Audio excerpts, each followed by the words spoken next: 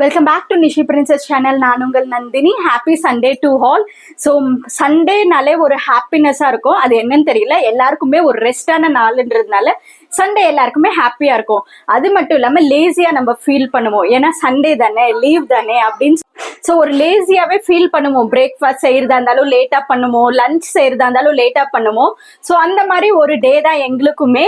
என்னன்னு பார்த்தீங்கன்னா மாவு இல்லாமல் டிஃபன் என்ன செய்யறது, உப்புமா செய்யலாம், சேமியா செய்யலாம், நிறைய இருக்கு.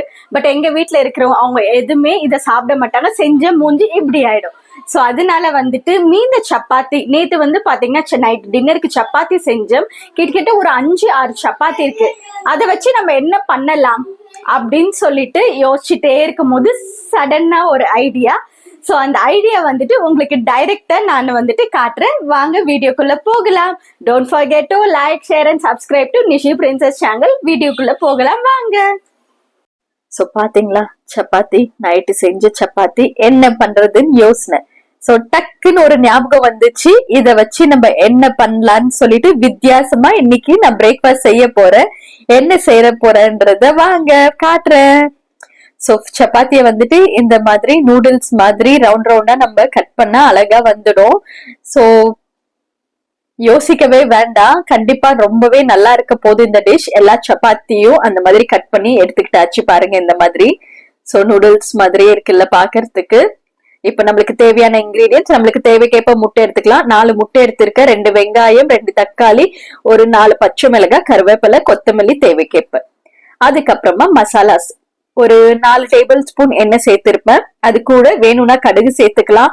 சோ கடுகு நல்லா இருக்கும்னு சொல்லிட்டு நான் சேர்த்திருக்கேன். சில பேர் நூடுல்ஸ்ல கடுகான்னு சொல்லி கேட்பீங்க, வேணானா ஸ்கிப் பண்ணிடலாம். கொஞ்சமா சீரகம், கொஞ்சமா சோம்பு, அந்த பிளேவருக்கோசரம் தான் இதெல்லாம் ஆட் பண்ணிட்டு இருக்கிறது. அது கூட பாத்தீங்கன்னா வெங்காயம், கருவேப்பிலை, பச்சை மிளகாய், சோ எல்லாமே சேர்த்து நல்லா வதக்கிக்கணும். சோ என்ன பண்ணிட்டேன், ஒரு மிஸ்டேக்னு பாத்தீங்கன்னா வெங்காயம் வதங்கினதுக்கு அப்புறமா இஞ்சி பூண்டு பேஸ்ட் ஆட் பண்ணிருக்கணும்.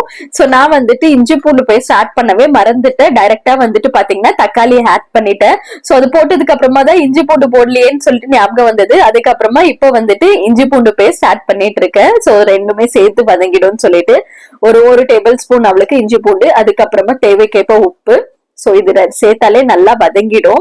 வதங்கினதுக்கு அப்புறமா மசாலாஸ் என்ன பாத்தீங்கன்னா தனியாத்தூள் 1 டேபிள் ஸ்பூன், அதுக்கப்புறமா கரம் மசாலா ஒரு 1/2 டேபிள் ஸ்பூன், மிளகாத்தூள் ஒரு 1/2 டேபிள் ஸ்பூன். ஏன்னா ஆல்ரெடி பச்சை மிளகாய் சேர்த்திருக்கோம். சோ குழந்தை சாப்பிடணுன்றதுனால கொஞ்சம் காரம் கம்மியா சேர்த்துட்டு இருக்கோம். கொஞ்சமா நம்ம கிட்ட கெச்சப் இருந்தா கெச்சப் சேர்த்துக்கலாம். அதுக்கப்புறமா 4 முட்டை, அவ்வளவுதான். நான் முட்டை இப்பவே மிக்ஸ் பண்ணி விட மாட்டேன். ஒரு கொஞ்சமா பெப்பர் சேர்த்துட்டு இருக்கேன், கொஞ்சமா சீரகத்தூள் சேர்த்துட்டு இருக்கேன். இது சேர்த்ததுக்கு அப்புறமா ஒரு நிமிஷத்துக்கு மூடி வச்சுட்டேன்னா நம்மளுக்கு முட்டை சூப்பரா வெந்த முட்டையை வேக வச்சா எப்படி இருக்கும் அந்த மாதிரி நம்மளுக்கு கொஞ்சம் பீஸா கிடைக்கும் போது ரொம்பவே நல்லா இருக்கும்.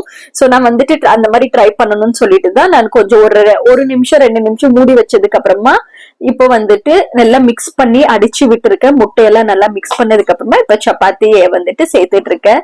சோ சப்பாத்தி நூடுல்ஸ கட் பண்ணதை சேர்த்துட்டு இருக்கேன். இதை நல்லா மிக்ஸ் பண்ணி ஒரு 2 நிமிஷம் கழிச்சு கொத்தமல்லி தலைய போட்டு எடுத்தா நம்மளோட சப்பாத்தி நூடுல்ஸ் சூப்பரா ரெடி ஆயிடும். எவ்வளவு ஈஸியான ரெசிபி இல்ல, கண்டிப்பா ரொம்பவே ஈஸி. யார் வேணாலும் டக்குன்னு செய்யலாம். ஆனா டேஸ்ட் மட்டும் ரொம்பவே நல்லா இருந்துச்சு. டேஸ்ட் மட்டும் நான் காம்ப்ரமைஸ் சொல்லவே மாட்டேன். சோ கொஞ்சமா கொத்தமல்லி நான் சொன்ன மாதிரி போட்டுட்டு நம்ம மிக்ஸ் பண்ணிட்டு எடுத்தா சூடா சாப்பிட்டோம்னா அவ்வளவு சூப்பரா இருக்கும். சாப்பிட்டுட்டே இருக்கும், டெம்டிங் ஆயிட்டே இருக்கும். இது ஸ்நாக்ஸா கூட குடுக்கலாம். நம்ம குழந்தை பாருங்களேன் என்ஜாய் பண்ணி சாப்பிடுறான், அவனுக்கு பிடிச்சிருக்கு. செம சூப்பரா இருக்குங்க. சாப்பிட்டுட்டே இருக்கணும்னு தோணுது. ஃபர்ஸ்ட் இந்த வீடியோ முடிச்சுட்டு அதுக்கப்புறம் நான் என்னோட பிரேக்ஃபாஸ்ட் சாப்பிடுறேன். ஈஸியான ரெசிபி. நைட் சப்பாத்தி மீந்துடுச்சுன்னா என்ன பண்றதுன்னு சொல்லிட்டு யோசிப்போம். நிறைய பேர் ஹீட் பண்ணி சாப்பிடுவோம். வித்தியாசமா ஏதாவது சாப்பிடணும்னு நினைக்கும் போது கண்டிப்பா இதை கிட்ஸுக்குமே நீங்க ஸ்கூலுக்கு கூட செஞ்சு கொடுக்கலாம்.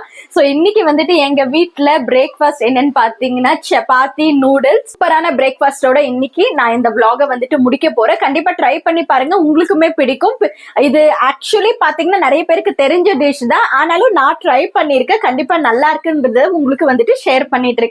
பிடிச்சிருந்தா லைக், ஷேர் அண்ட் சப்ஸ்கிரைப் பண்ண மறக்காதீங்க. அப்பதான் நான் போட்ட புது வீடியோஸை உங்களால பார்க்க முடியும். So thanks for watching. See you next video. Tata, bye bye.